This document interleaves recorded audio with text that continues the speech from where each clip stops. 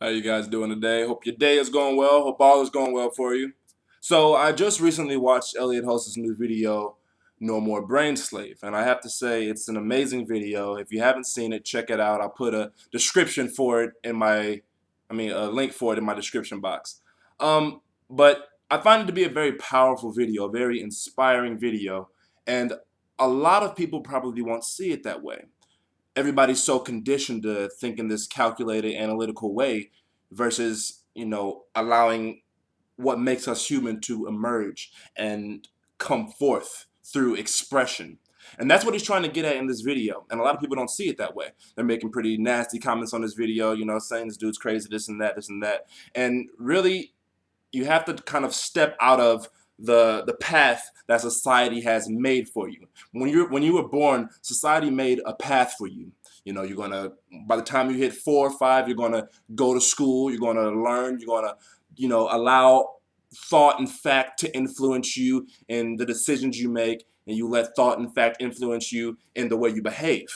And therefore, you begin to let other people influence you in the way you behave because you're so used to others teaching you the way. When we're starting to get away from what makes us human. Think of it this way. When we're born, and this is pretty much all what he was getting through in his video. I'm kind of just putting it into my own words. But think of it this way.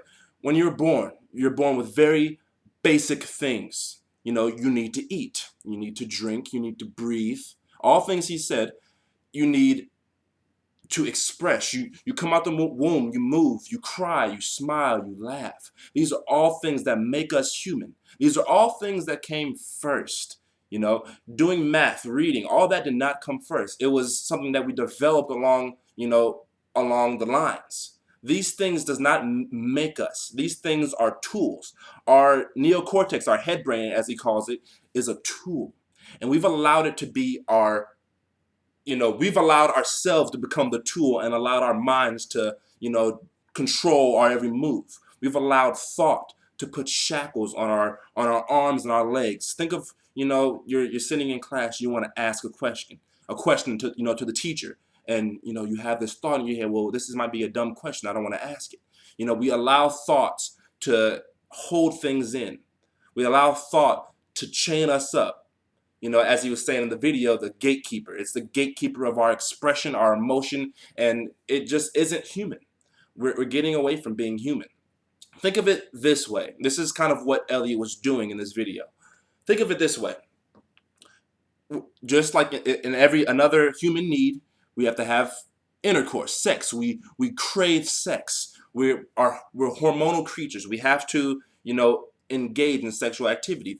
You see a beautiful woman and you get aroused. Like he says, you get charged up with these feelings, and that our natural tendency is to later have sex or discharge in whatever way. But this is a way we release that feeling of arousal. If you don't have sex, if you don't discharge, you're going to be one horny person. You're going to be one very aroused person in most times, and sex is going to be on your brain a lot. It's the same thing in regards to sadness, happiness. You have to express it. You have to express it. Sadness, angriness. If you're angry, you have to let that out. You can't just ignore it just as if it was, you were aroused. You don't ignore that. You can't ignore if you're angry and hold it in. You let that out. And that's one thing we've been conditioned to do over time, is to not let those kind of things out. And he's teaching us that it's natural to let those things out. Sadness, crying, tears is just another way of discharging these natural biological things that happen within our body. So think twice about, saying this and that, calling him crazy, when he has a great point and it makes total sense. I've done his bioenergetic exercises, and I have to vouch that it's incredible how light I felt afterwards. It's incredible how just relieved I felt. All this bottled up anger and emotion that we don't even know is there, just simply from moving and using our bodies. Like he says, everything we do nowadays is reading. You're sitting at a laptop, typing, looking at videos, video games. Society needs to learn to incorporate the body. It goes back as far as ancient times. I have other videos about astral projection on my page, and I wonder, why is this not a commonly practiced thing? Such an amazing thing, amazing human ability. Why is this not commonly practiced? And it just makes you wonder, how far have we come from being human? So check out this video. I put a link of it in the description box if you haven't seen it. It's a great video. It may come off as weird at first, but give it a chance and take the time out to objectively absorb it. All right. And I have other videos about astral projection and kind of like the mind-body connection, something I'm working on myself, just trying to become a better person, trying to become,